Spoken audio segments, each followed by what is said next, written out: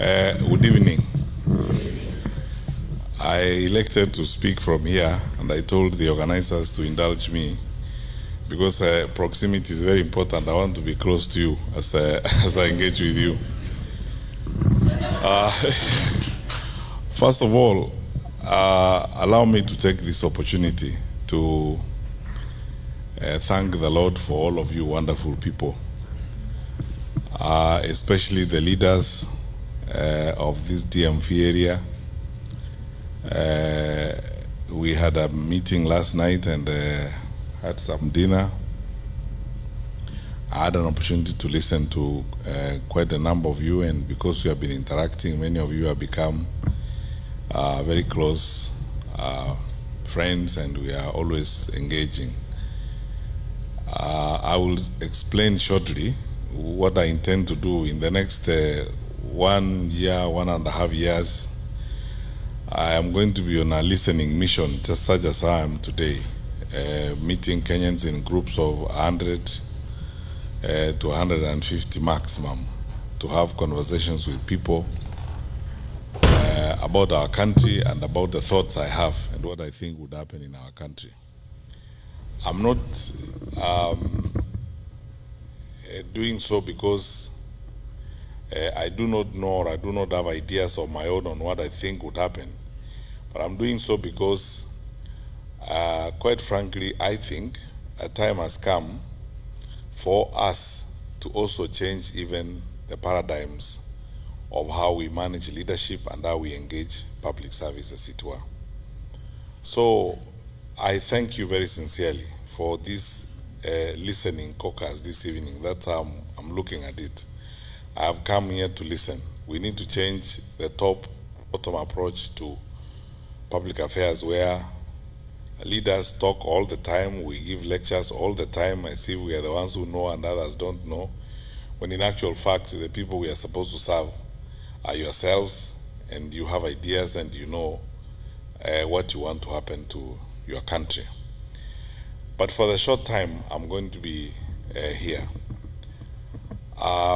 I'm very, very grateful to you wonderful people for the time you have taken to be here.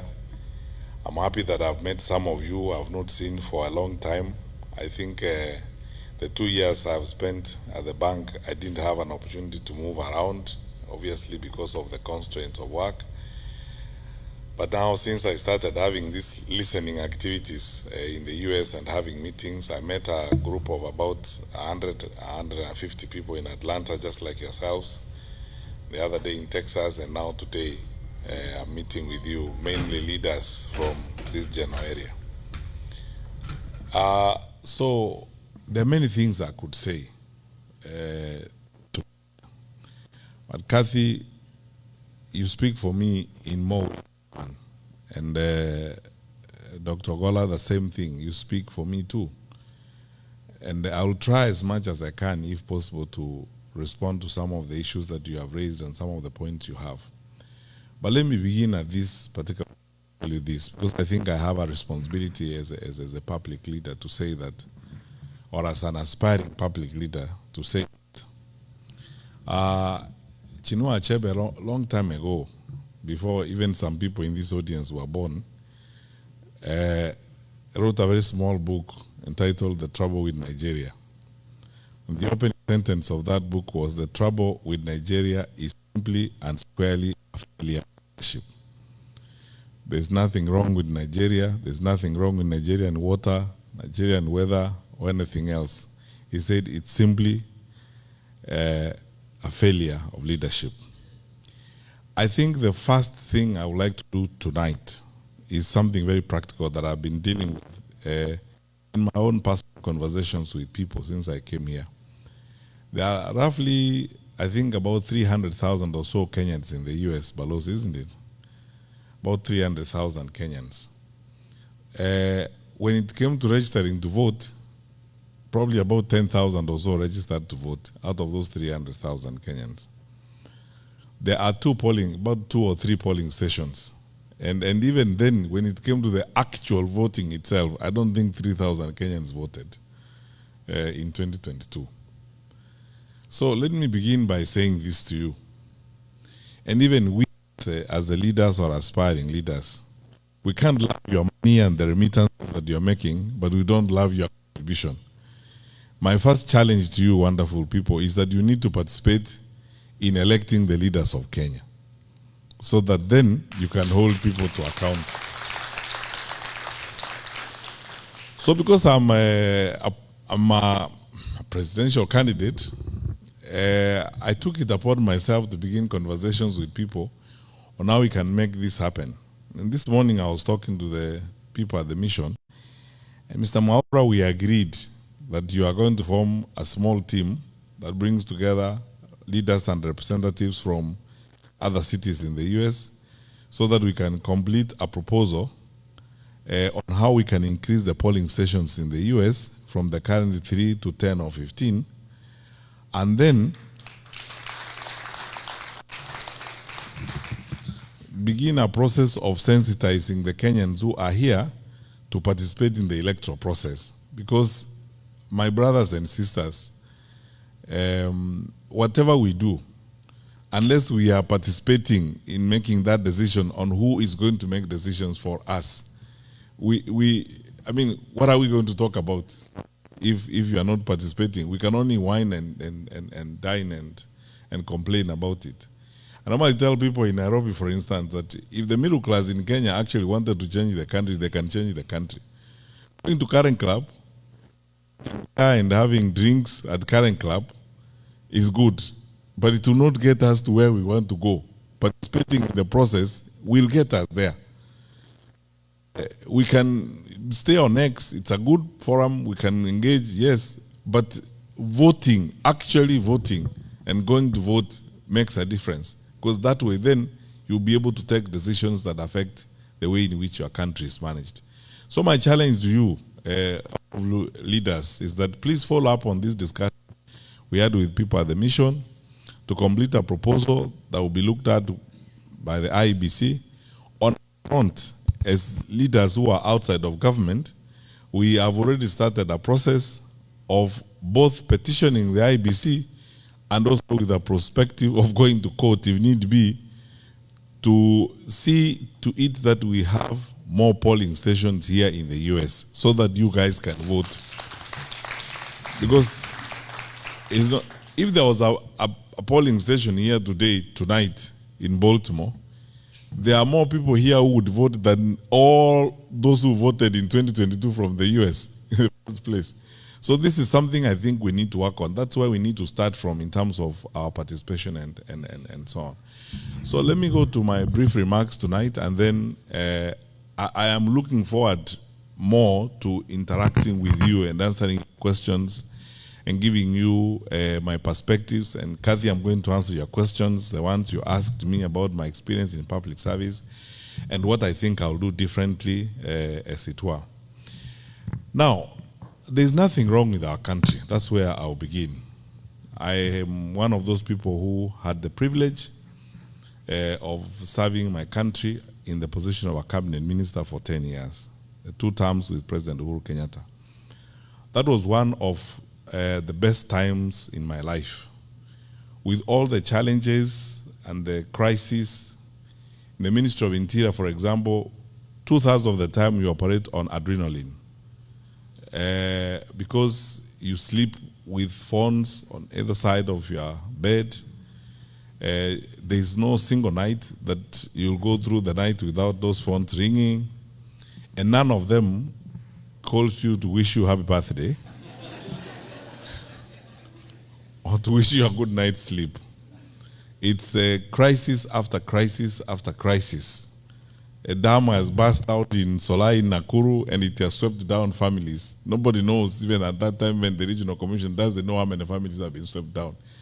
And that is 11 o'clock at night. From then on, there's no night for you, because you have got to gather the country together and make, decisions. Some crazy fellows have probably crossed the border, and we have been tracing them, and we have lost them. And chances are that they are likely to be terrorists, and nobody can trace them. We have lost them a bit somewhere between one point of the border and another. You cannot go to sleep because you don't know where they are headed. Because if they get there before you get them, you know what's going to happen. So have the time. That is the kind of life that you lead. But I want to say this, and this is my testimony. I say this very sincerely from the bottom of my heart. I thank the Lord for every minute, every hour I served. And as I said, it's the best time in my life. We were not, thank you. We were not the most, perfect or ideal group of people. But by God's grace, we were able to do much. And then I got to know the country in ways I never knew it before I went to public service. And enjoy and love my people more than I loved them before I came in, because I came to go into people's lives. You meet ordinary people and their experiences on a day-to-day basis. Some of them are heart-wrenching, others are, inspiring. But it's all in a day's work, and it's a very exciting opportunity to serve. And for those of you who were with us last night, I spent a lot of time telling you about some of those experiences and how great they are and so on. So, since independence, nearly 63 years now, we've had self-rule, we've had 3 administrations, actually 4. This is the 5th administration. And in addition to peaceful transfer of power, we have been relatively stable, except for when we have had challenges such as we did in 2007, and when we have had security challenges of one kind or the other. We are the anchor state in East Africa, and on the Horn of Africa, that's how we are perceived. We are the most influential and probably consequential environment within the Horn of Africa. Believe me when I say this to you, because of my exposure and travel, we are some of the hardest working people on the continent.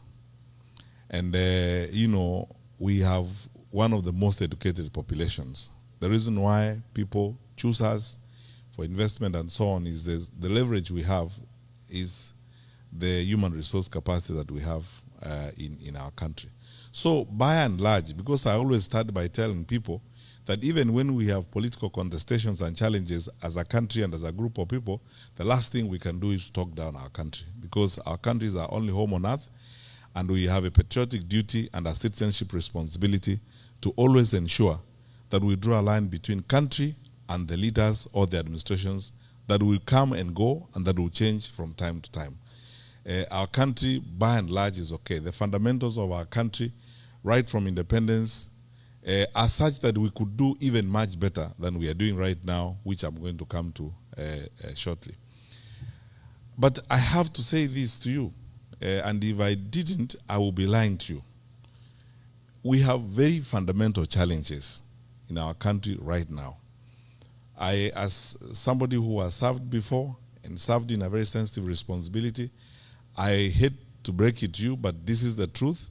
I think our country is very close to the cliff, and we are facing very, very serious challenges. When you see the level of violence in the country, when you see citizens hijacking a police vehicle and driving it around, the anger and pain and frustration down below is unprecedented. I have not seen it before. Those of you who have come from Kenya recently, you can bear me out on this. The population is angry, frustrated, and especially disappointed because of unfulfilled promises, constant piling of lie after lie, failure in critical sections of our society and our economy. The challenges we are facing now in the education sector, nearly chaotic. No one knows what's going to happen next. Capitation not going to schools. I am told, because I speak to a lot of principals these days, that schools are going to close a bit early because of budgetary challenges and so on. All these are signs of state failure.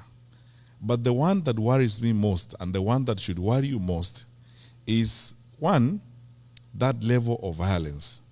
And you are Kenyans, I'll be very candid with you. How Mungiki, how Sungusungu, and all these violent groups came up is they started, first of all, because the former state failed, the informal state took over. So as a result of the violence and the recklessness that we have seen from the formal state, the vigilante industry is going to start growing. And if the vigilante industry grows, it means we are setting and moving to an element of anarchy. That happens when our leaders are making excuses, and saying, it is this tribe or that tribe, it is the Kikuyus who are trying to destroy government, and so on. I said in public the other day when I was in Kiambu that, this has been essentially a history of excuses. In the first year of the administration, they said it's Uhuru and his administration that left us empty coffers, that didn't do anything, and so on. Whole year. The following year, it was Raila and Asmio and the Luos who are bringing maandamano and causing problems. Whole year gone. The third year, it is ni Wakikuyu wanataka kuharibu serikali. The fourth year, it will be ni Wakisii na Wakamba na Waluya wanataka kuharibu serikali, and so on and so forth. That's why I said there's nothing wrong with our country, except that we elected through a democratic process incapable leaders who clearly, sometimes you wonder whether they had a plan to govern or they had a plan to do something else. Because if they had a plan to govern, we will not be in the state in which we are. And now, I want to answer the first question, Kathy, you asked. What would be the difference? I want to be absolutely frank with you. I am here and I am interested in running because I believe that I will offer better management and better coordination of government than what we are seeing.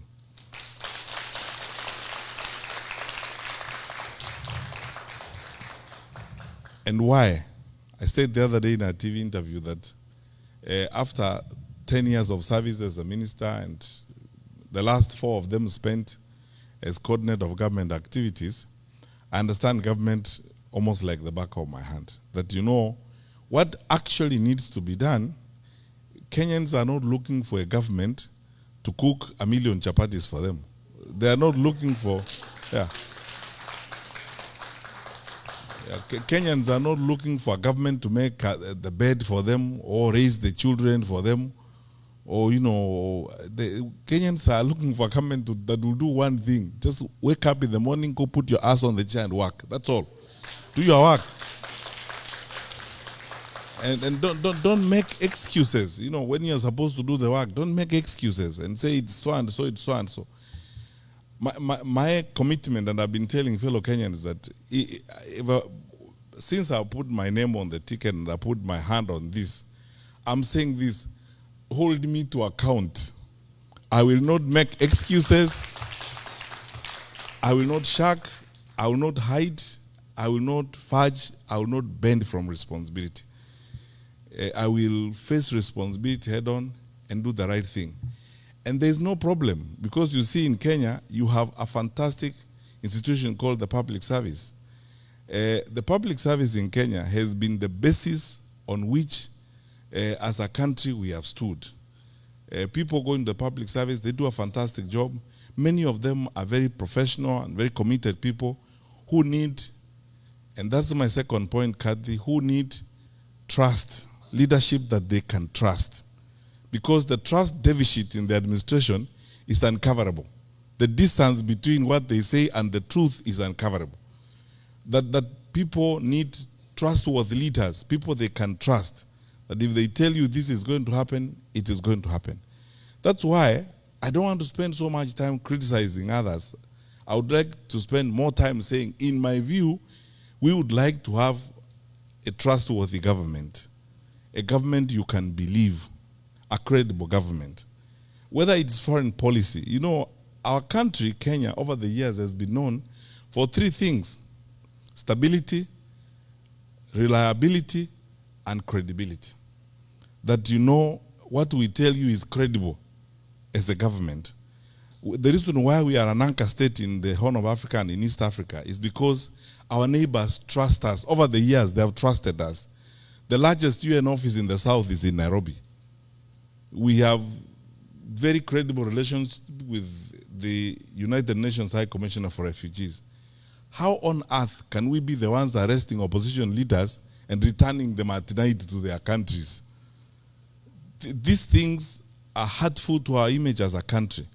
They affect our citizens, especially those of you who live outside the country.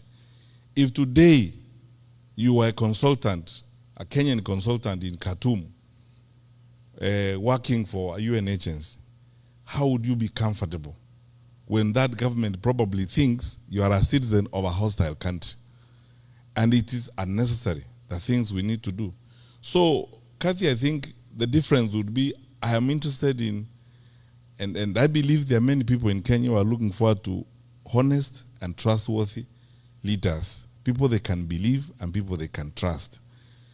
All of you wonderful people grew up in an environment where you know viongozi wa kitaifa, wakubwa wa serikali, wakizungumza mahali pale waseme, kuanzia mwaka ujao, mpango wa elimu utakuwa namna hii. Kila mtu anaamini hakika hivyo ndivyo itakuwa. Lakini tuseme ukweli, leo watu wakisimama pale, ahadi tumepata ahadi kama maelfu sijui 15 na hakuna hata moja, nothing.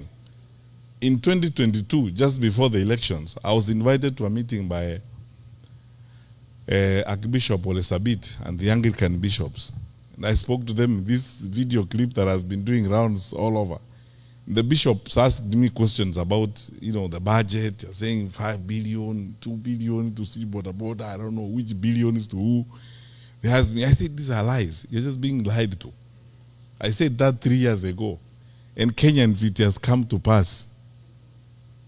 And I said, the Chief Justice invited us to a meeting in Naivasha of the National Council for Administration of Justice. Everybody was in the room, including judges of the Supreme Court and the DPP, the entire justice sector was there. Then I was asked, including the late Jebukati who attended the meeting, I was asked this question about money and campaign finance. And I said, you know, this wash-wash business we are seeing here, some of these people doing well on the campaign trail are people who are on the Interpol list for wash-wash and money laundering. If we are not careful as a country, we are going to launder into elective offices up to 40% of these characters. And we will pay a price for it. Today, my colleagues, those of you who are in the finance sector, you know we have been grey-listed. 3 weeks ago, the EU also listed us as an insecure financial transaction environment. It has never happened since independence. And the reason why I was very surprised about that EU one is that we are the only country in East Africa on that list. I want to be diplomatically sensitive. Sitaki kuongea mambo mengine niseme, unajua hata Burundi haiko huko. Ta Somalia haiko huko. Sisi tu ndio tuko huko kwa East Africa. Sisi ndio tumeandikwa hapo. Sisi tunafanya ujeuri wa fedha pia tunafanya. So these are the issues. This is the reason why I would like to run for president, because I believe our country deserves and should get better. Our country deserves and should get better leadership, in my view. And you're not going to bring it from Mars or from Jupiter. The people are there. They are willing and ready to serve their country. What they need are leaders who will go and work. I have not arrived from heaven myself. And you know, I am not one of those who carry around a big Bible ambayo inaweza kukuangusha. I go to churches there every day, singing songs, hymns, trying to pretend that I am holy. I am a sinner like you. It's just that I am a realistic sinner who will say,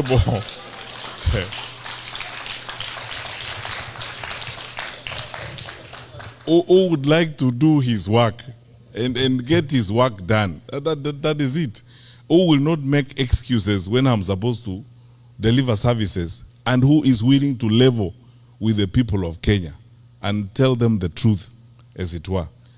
We know when Gen Z happened, the demonstrations against Finance Bill 2024 in June 2024. First of all, I asked very many people, and you know, the privilege I have is that you cannot hoodwink me. I think, as someone said in this room, the late John Mijuki and myself are probably the most consequential ministers of security in independent Kenya. I was there for 5 years. I know our capacity and I know what we will do. How was our parliament overrun in broad daylight, and parliament is 2 kilometers from State House? So, and then MPs were scampering for life. What is shocking to me to this day, honestly speaking, and you Kenyans, I mean, this is something you should ask yourself questions and answer. No one has asked the question, what actually happened and why? Because in ordinary circumstances, we should have had an all-parties parliamentary inquiry, where all parties come together, have a parliamentary inquiry. In fact, if I was president that time, I would have worked with the leader of majority and worked with the speaker to have an all-parties parliamentary inquiry. Why? It would have even given me an opportunity as president to listen to the Gen Z and to have an opportunity for them to ventilate so that I understand what is actually going on, have the parents come there, and it would have given us an opportunity as a country to do deep dive and soul searching on what we had not done that caused Gen Z to get to that point. So, we did not do it because viongozi wa kitaifa think they know everything. Then 25th June came, 2025. We lost more lives. Then Sabasaba came. We lost more lives. And my brothers and sisters, we cannot continue that way. That is not how we are supposed to live. And in all that, you can see irresponsibility, dereliction of duty, recklessness. And it's best demonstrated by the language you have heard leaders use and the sentiments that you hear leaders using. I was shocked in this day and age, 63 years after independence. There's somebody who talks about tribes. Where do you live? I mean, those things, nobody talks about those things anymore. I asked some friends last night where we were having dinner, which one of us goes to hospital in Kenya and you are sick, you are very, very sick, you are shivering in your car, but then you ask people, please check on the list, what's the tribal background of the doctor on duty before I go in? Because you just get in, you are treated, and sometimes you don't even know the ethnic background of the fellow who's treating you. But until you are treated, you go away. Why should it matter? When you walk to a bank, for example, in Kenya, you go to Equity or a family bank, you want services, you go to the teller. Do you first of all ask, by the way, where do you come from? Before you ask your money. It's transactional. You just fill out your papers or you discuss your loan and you go away. It doesn't matter anywhere else. Why should it matter when it comes to making decisions on the leadership of the country? It's because some of us tuko na shida fulani sijui ni ya kurogwa ya huko nyuma, which we should never ever ever as a country accept. And that's why the young people in this audience who are listening to me, Gen Z is an opportunity to step into the third wave or the third generation of leadership in Kenya, modern Kenya. This is what is going to give us. This thinking and this approach is what gives us a modern country. A country where the content of your character matters more than your surname. You know, the values you hold, the delivery of services is more important than your surname. Because all those primitive things where your surname is supposed to lead you somewhere, so that if your name is Omolo, then I make a decision whether or not you should pass through this gate. That time is gone. And Kenyans, let us not only resist, let us reject that kind of attitude. So I'll speak about this until the cows come home, but this is my vision. That one, we can put up, and I can promise, we can put up a credible government that can be trusted, that will ensure the stability of the country, that is reliable. We will not do some of those things that will hurt the image of our country. When I have another time, I will tell you about some of these challenges that we had, even when I was Minister for Security, when some of our neighbors were trying those kinds of things, and we told them, we will not solve your problems. Your problems will be solved there. Don't drag us into your quarrels. Everyone is free to come to Kenya and have fun, as long as they don't break our laws. If you break our laws, that's a different story. But if you're just coming to do business in Nairobi, have a girlfriend in Nairobi, do whatever, you are free. do business here, put up a whatever. That's fine. That's what our country is supposed to be. Because we want to be honorable and respectable members of the international community. And we are signatories to all those conventions, including the protection of human rights and stuff like that. That's what I hope we would do as a government. We would sit down and reorganize the education sector that is chaotic. Imagine, how can you not be frustrated if you are a young university student? You don't know when you're going to get help to start with. You don't know when the semester is beginning or ending. You do not know whether you're going to do exams or not. Statements fly left, right, and center from the ministry on your fate. You don't know which one to believe. The one that came out today, the one that was made by the minister, or the one that was made by the president. You don't know. Chaotic. How are you supposed to live your life? Yet, you know, in a sector like that, you're supposed to have a sense of predictability to move forward. I will advance this argument, especially when we come to the campaign proper. We waived examination fees when we were in government. Because I can tell you, as a Minister for Education, when we looked at the budget lines and the allocations to the Examination Council and what we have in the budget in the ministry, there was no point really of levying examination fees, especially when you know it is actually going to be a wastage issue, it's going to be an inclusion issue, it's going to be a completion issue. For the educators in the room, like Dr. Weche, you know what that means is that there are people who are not going to do exams because they can't afford 5,700. And if they stop there, that is wastage. All the resources we are putting to educate them is wasted. And these people's lives is messed up. It means it is going to exclude some people. That's why it's an inclusion issue. Only those who are well-to-do will be able to do that. It means it's also a completion issue because, you see, you're going to start having dropouts as a result of this kind of bottlenecks. These are barriers to educational completion, as it were, and the educators in the room will understand what I mean. That is a way that affects the human resources we have for our country.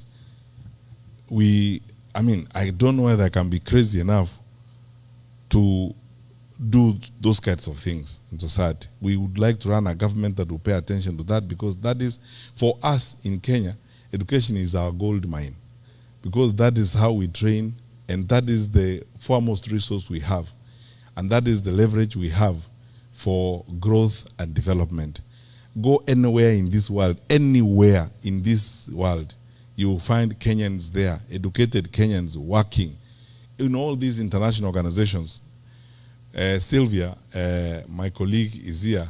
From next week, I'll call her my former colleague when my notice for the bank expires, from the World Bank. And they will tell you, there, we have several economists. We are actually one of the few African countries, I can say that authoritatively, that have contributed significantly to the capacities that you have, even at the bank here.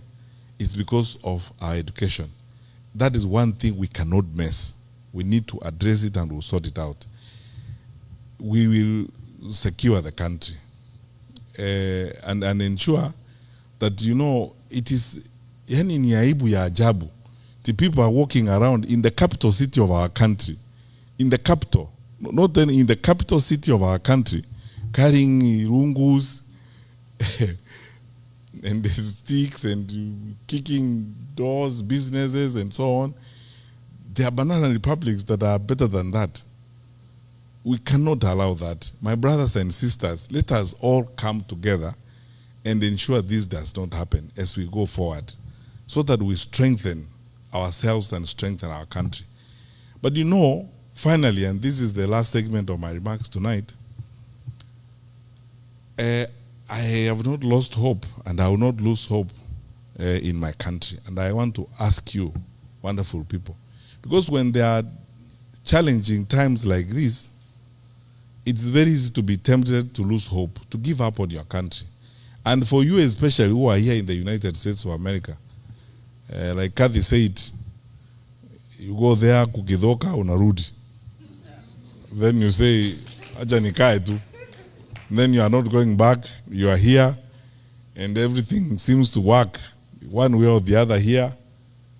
You drive to the seaside and have a nice weekend, get your friends on Thanksgiving Day and have a barbecue and stuff like that.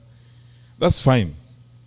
But look, even this one was built and it got here because people made sacrifices. So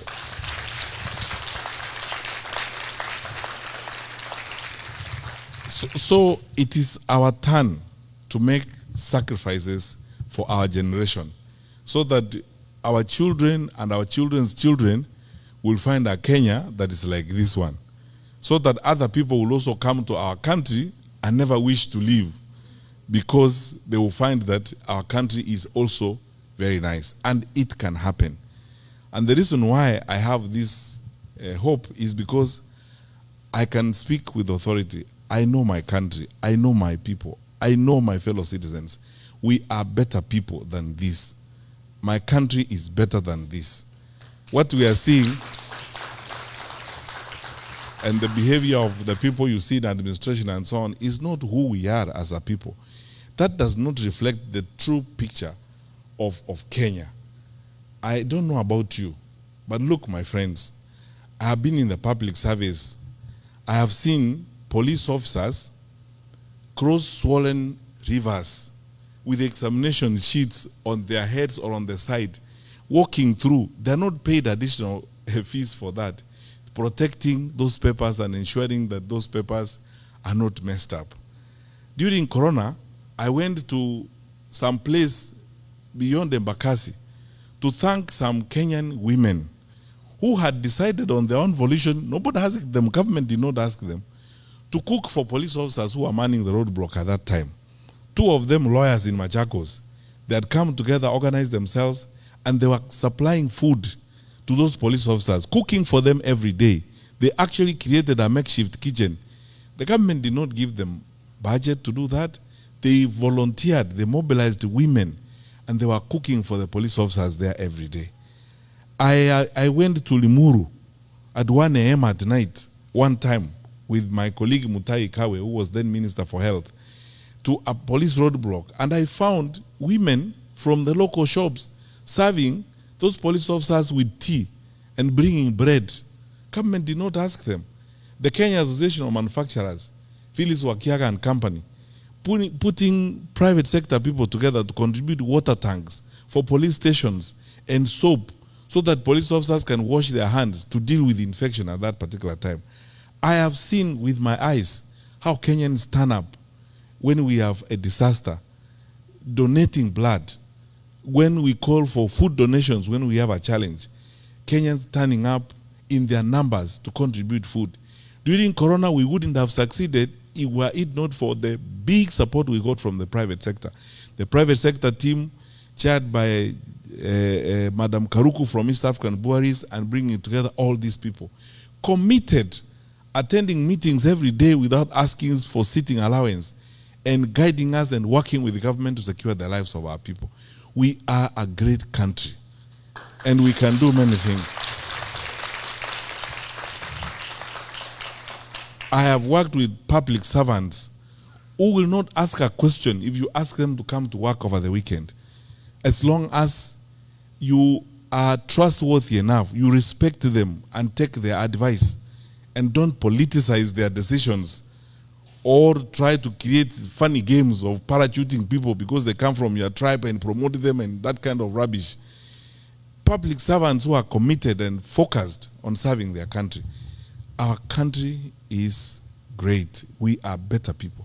So because of that, don't lose hope. We will rise again. We will cross the bridge.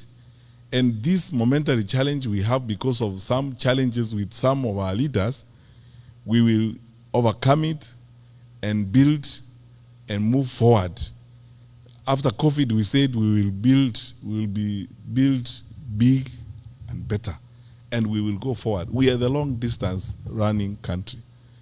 So we are resilient. We will do well as we move forward. So all I ask you, my brothers and sisters, is this. Let's go beyond these nice conversations we have. Mwaura, let us finish that petition. Let us have additional polling stations here in the US.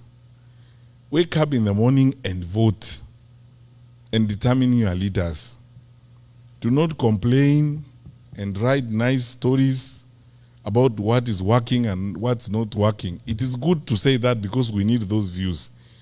But you could actually make it even better by casting a vote and making a decision, and encourage your brothers and sisters back home to participate in the electoral process, to reject violence, reject the temptations to be divided, and reject all this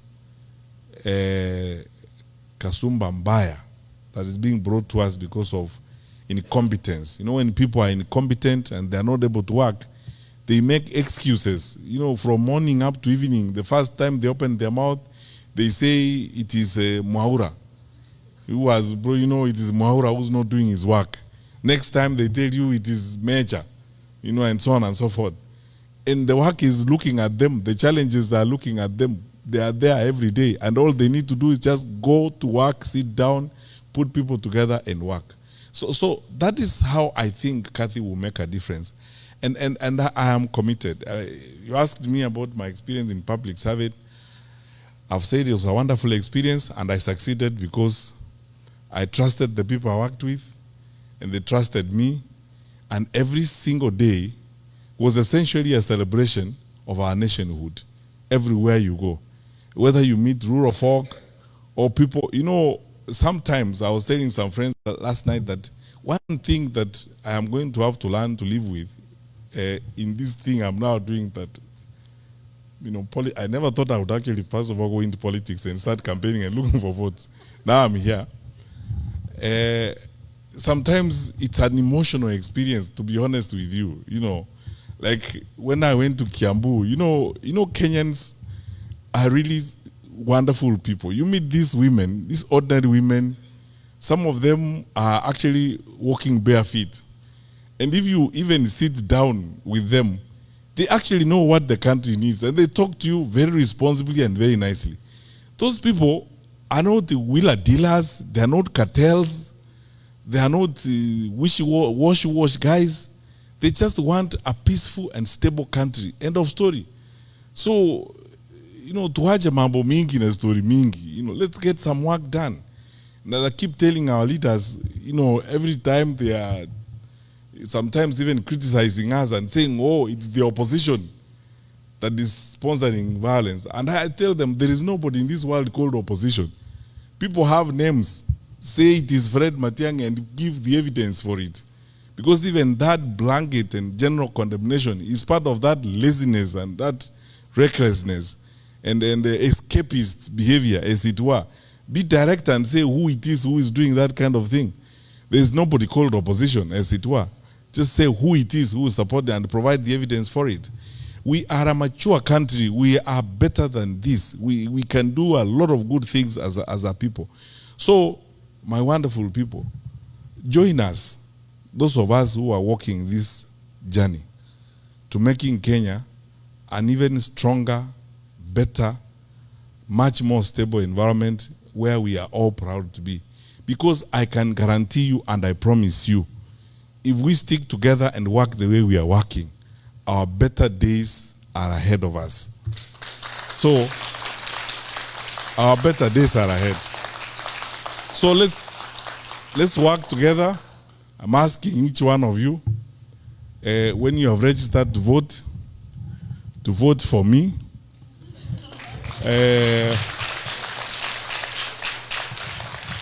But I don't put a full stop there. I put a comma. I say vote for me, comma, and hold me to account. Yeah. And hold me to account, because this, I am not given to those types of stories. I used to enjoy driving in schools even at 6 in the morning and hanging out with the teachers and until the job is done. There isn't anything I cannot do if it is my assignment, if it is my work. And when Kenyans tell me about it, like I've had some of you refer to it tonight, please know this. I wasn't doing you a favor. You paid me to do it. So that is what you paid me to do. I was earning your money every month. And I pray that if you decide to hire me again, I'll be worth your salary. God bless you.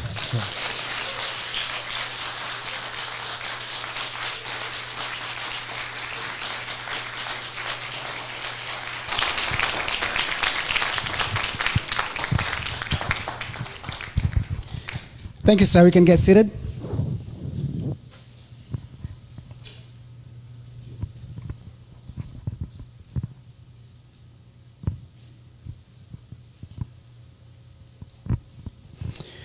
All right. Thank you, sir. Thank you very much. And actually, I believe those who came here not convinced are convinced. And if you're not, we're going to have more meetings like this to make sure that you get convinced. Dr. Matiang'i has a history that if you Google it, don't listen to Baba Moore or Senator Moore. That's not enough. I'm biased in many ways. Just go check a little bit. Do a little homework. You know, look at the resumes of the people you're dealing with, a number of options. We're going to go to the question session. But there's one thing I want to say before we move on. If you really believe, and I know you do, that this is a journey we have started to State House, you're going to act like you're a person who is already in State House. What do I mean by that? For one, we cannot be carrying those tribalism he mentioned right here, today, in your own area. Because let people be attracted to us, to this campaign, by the way we behave, the way we act. They're going to say, these people are actually different. Their politics is different. And therefore, they will be able to gravitate to us. The other day, and you've observed interviews of Dr. Matiang'i, he's not accusing others, attacking others, and using language insulting others. That is missing in his interviews. And it's intentional. So I would like us to be intentional also. When we talk to other people, because we'll expand this tent. That's how we win. By being very intentional in the way we speak to the people we want to bring to our camp.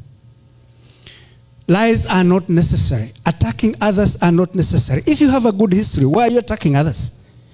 Give them your history. That's all you need to do. And you will be fine. The other thing I'm going to say, and I'm going to apologize saying this, let us not be caught up in our tribal cocoons. That's not going to help. For example, if I'm from, what is it called, Mulima? Mulima. Mulima cannot elect a president on its own. Just like Nyanza Kent. For that reason, be very sensitive when you are talking to others and try to bring others in this camp. If we are going to make a good presidency, we have to start acting now like a good presidency. So now we're going to go to question and answers.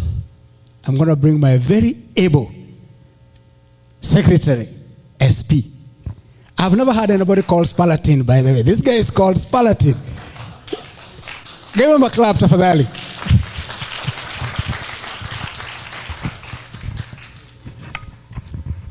Good evening once again. Good evening, friends. Let me hear you say, restore Kenya. When I say Matiang'i, Matiang'i, restore Kenya. Restore Kenya. Matiang'i. Now, I have a very difficult task at this moment because I recognize that we are running short of time, and I have to apologize that we are not going to be able to have a roaming mic. At a time, I think 2 months ago, we did request you to submit your questions online, and from that, we collected about 70 questions. I have collated all those questions into the bundles that I have in my hands. The good thing is, from Dr. Matiang'i's speech tonight, he has answered quite a few of those questions.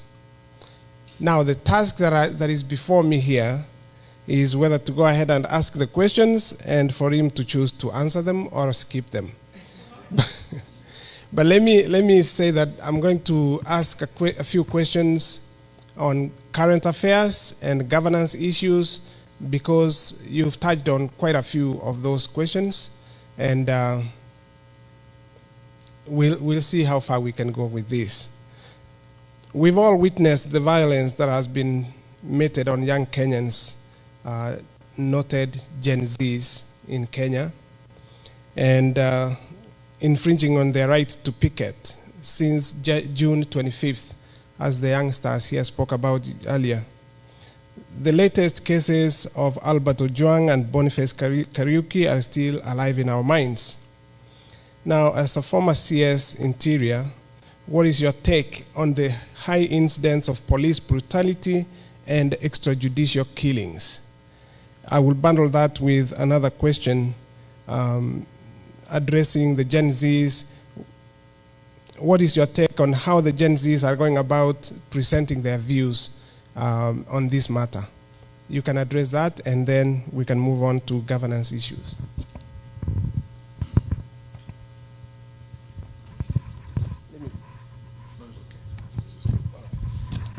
Thank you for the questions. You see, I think I'll explain this. I believe some of you will probably be hearing this for the first time. You know, the world over, police have what we call the foundational conduct of police is actually based on what we call the theory of training. In many countries, especially in communist-related countries or in Eastern Europe, police are trained to suppress the population, or they are trained in some cases to do work that is essentially militaristic and so on. Many civilian countries, especially democracies like ours, we train our police for purposes of just law and order, preserving law and order and tracing or investigating crime. So I'm saying this because even when I was in the Ministry of Interior, I was invited several times to Parliament to address these issues like extrajudicial killings and forced disappearances and so on. And I kept telling, I would tell members of Parliament, and I would tell you today as Kenyans, and please, this is the fact of the matter. Our police and our security, our domestic security teams are not trained to suppress the population, or they are not trained to control, or as I said, brutalize the population. That is why our police system is civilian supervised, because the minister is a civilian, the president and the National Security Council in most cases is populated by civilians. Our security teams are civilian supervised. They're supervised by civilians, not trained security people as it were. And because of that, the police developed the elaborate document called standing orders. The police have got standing orders. And the standing orders basically is the code of conduct for the police. It is because everybody realizes that sometimes there may be individual police officers, and there have been cases where individual police officers have acted beyond the law or beyond their powers under the law. And that happens with every profession, because we have a code of conduct for teachers. I was Minister for Education, and I know cases where teachers were dismissed and punished for having affairs with students and that kind of thing. Because of that is why I normally say we have to drill down on these issues in a very specific manner. And that's why we call for accountability. And in cases where investigations have been done and culpability has been established, police officers have been jailed, and some of them have been punished. In cases where some of them have even been charged with manslaughter or even murder in that case, or execution for that matter. That's why on this particular issue, if you ask me what's my take on it, I have been calling for accountability. Let there be accountability for what has happened. And by the way, no one should tell you that we cannot get to the person who actually shot that person. Because you see, these teams move in the command in small groups as platoons and so on, and they are assigned particular areas when they are given assignments in the morning. So we can actually, there are many other things. I don't want to look like I'm betraying my former colleagues, senior security officials, but there are ways in which it can be established. You can drill down to the actual officers who are involved in those particular acts, and they are brought to book. They are punished. And if we don't do that, then we will have a rogue, a rogue security system. The reason why we always insist on accountability is because that is how civilian supervision is going to restore and ensure dignity in the policing of the country, as it were. Let me give you an example.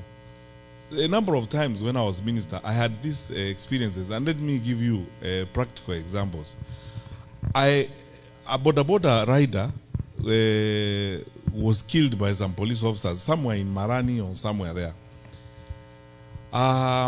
And then I was invited to, because the matter became, problematic, so we were invited to investigate the issue.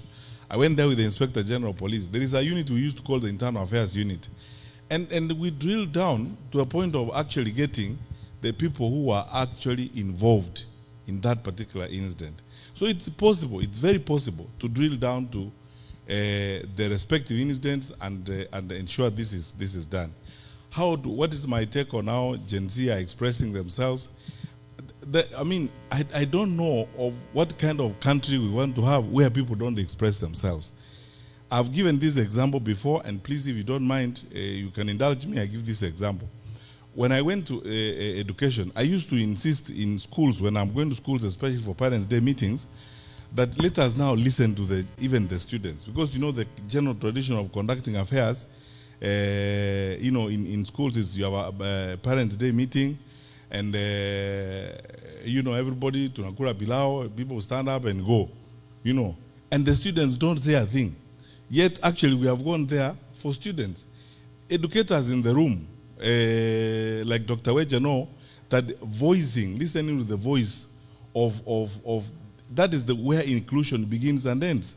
So I went to one school, and I told the principal, I want to listen to the students, give them a mic, let them also ask questions. And this girl asked a question, almost drove me to tears, when she looked me in the face and said, and this is a girl who was in Form 3 or Form 4, told me, Minister, we work so hard in some of our schools. There are schools where people steal exams wantonly.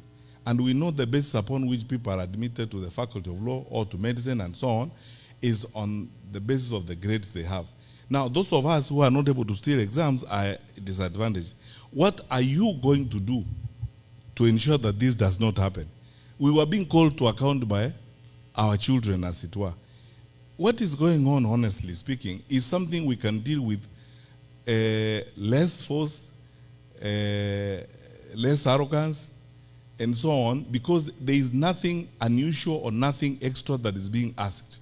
What this is voice, the Kenyan population, they may be young, they are voicing themselves, they're saying this, they're voicing concerns and raising issues. Why don't you address those issues, as it were?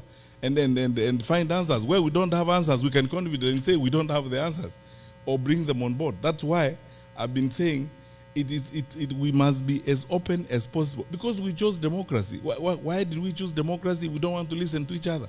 We chose democracy. That's where I think, personally, I have a problem. That we are not listening. Let's listen to the issues that are being raised. Some of the issues that are being raised by Gen Z are straightforward matters that you can see, like recruitment and so on. If you need 200,000 shillings or 300,000 shillings today to get that letter of employing a teacher, 300,000 or 200, where are these guys going to get that money? And this is what they're asking for, equity, they're asking for objectivity, meritocracy, and these straightforward issues. Why should we even debate them in the first place if we are serious people, in our society? So my view is, and then that is a position I've held for a long time, is not just for this circumstance. Let us listen to one another. Let us listen to the younger part of our population. And I noted the other day in an interview that 70% of the Kenyan population, 70%, 7 out of 10 Kenyans you will meet are below the age of 35. So the 30% are the ones now sitting on these 70%, as it were.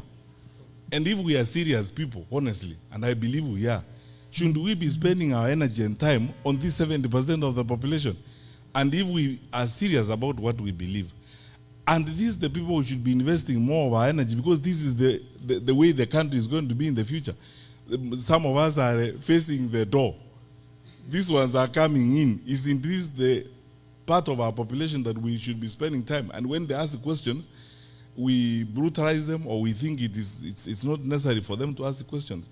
So my view is, and lastly on that particular matter, there are many things I will, when I release my manifesto, I'm going to point out, for example, a program that I would like to encourage Kenyan leaders to espouse. You guys are living in the US. You know something called the White House Fellows Program. The White House Fellows Program is one of the most famous programs that has trained leaders in this country. You know, young top interns who intern in White House who end up becoming leaders who do great things. Of course, the most famous intern was Monica Lewinsky for different reasons, for the wrong reasons. But you see, I would like, for example, I have been writing a program with my colleagues on my campaign team to develop a program like that in Kenya, if I had the opportunity myself to be president, and then replicate it 47 times in every county. Imagine how many young people you will bring into leadership through that. And then train them. Lastly, people forget one thing, by the way. The Matibas, the Kibakis, the Uhurus, who ended up becoming president, they started the experiment or the opportunity when they were 20-something years old. So why are we stopping them? Yeah, why are we stopping them? I mean, where are we going to get leaders from? Sasa tunakaa sisi tukae huko mpaka tukuishie huko, then what happens? Because we should now begin that process of trying those 20-something, bringing them, you know, and working on that program. So my vision, which I will publish in the document, is that one of replicating that White House Fellows program and replicating it for 7 times in every county, and then using it to begin a new process of training young leaders. And I swear to you, I will manage it through a very brutal meritocratic process. Brutal. Yeah. I will not care whether somebody is Rendile or Michikenda or wherever they come from, whether they are pink, green, or yellow, provided they are Kenyans. And then you will see where Kenya goes after that. I mean, it will be interesting. Thank you.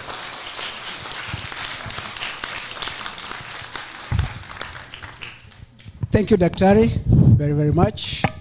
As you have seen, they are dimming and lighting our lights because they're saying it is time. Huko kwa klabu tunaita last call. We may not be able to, as I said earlier.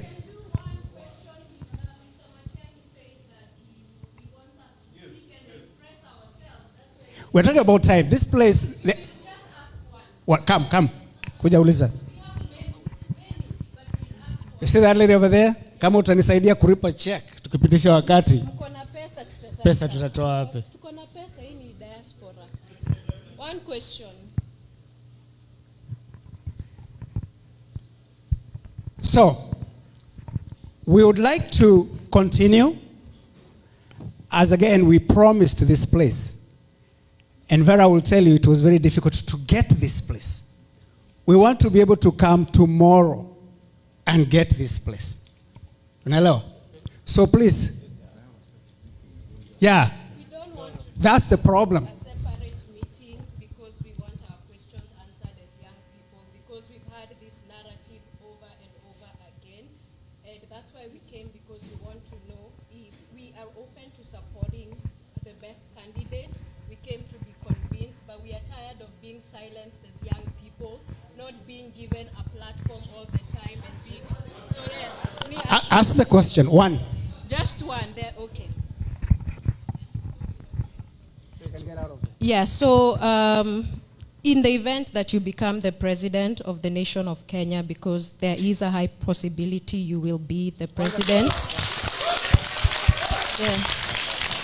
And given the atrocities that Ruto has done, how will you hold President Ruto and his out of office and the complicit politicians and police officers accountable for over 94 deaths that have occurred at the protests that have occurred since last year and now? We want to see him jailed. That's what we want. We want all of them held accountable.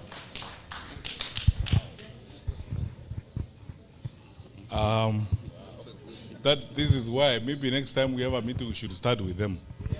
Yeah. So that, first and foremost on this matter, I believe very strongly, by the way, in accountability. That, for every action that you engage in when you're in public office, I believe in accountability. That you should be asked questions and you should answer for what you have done when you're in public office. That's why for many times we have been in public. By the way, I have answered questions myself about Rivayara. I've answered questions about cases of forced disappearances and said where investigations were not complete, the files are there, they should be complete, and I am myself ready to go before an inquiry. I think for this particular reason, and I agree with what you are saying, we should allow, we have enough instruments. We are a country that is ruled by the Constitution and rule of law. We have enough instruments. We will not actually even need to reinvent any new instruments or write any new law. We are both local and international instruments.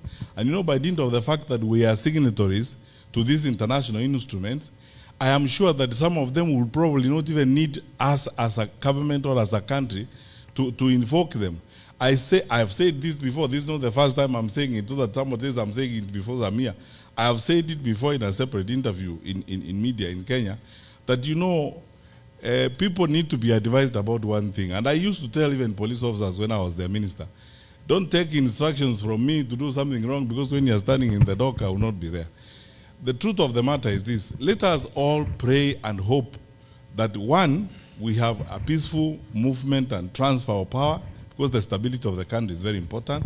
And two, when that happens, I promise you that I will not depart from the line of accountability according to the law and according to what's happening. So that you see, sometimes our countries have got fragilities or certain challenges that we all know. If you politicize certain things, you can end up plunging the country into a chaotic situation. But if you stay on the path of the law, you are always better off if you stay on the path of the law, and the law assists you. Let me finish with this statement. The former head of public service, Mr. Francis Mudaura, when I was in government, we used to have challenges of one kind or the other. So I like consulting these wazes, sit down with the Mudaura. And Mudaura told me one thing that I will never ever forget. He told me, Minister, if you actually lived by the law, you decided to yourself when you wake up in the morning, you are going to respect the law and you are going to follow the law, you will be a very peaceful man, because you will have nothing to worry about. Because the law makes it easier for everybody, for those who are aggrieved, for those who have been accused, to do the right thing. So I think my view is, let us pray, even as we part, let us pray that we have a peaceful arrangement, and through that, we ensure that the law and the constitution we have in place, which is strong enough, comes into play. I will not betray the constitution. That's my promise. We have come to the end. This is a vote of thanks by Dr. Marwanga, please, before they shut us down. God is good, and all the time.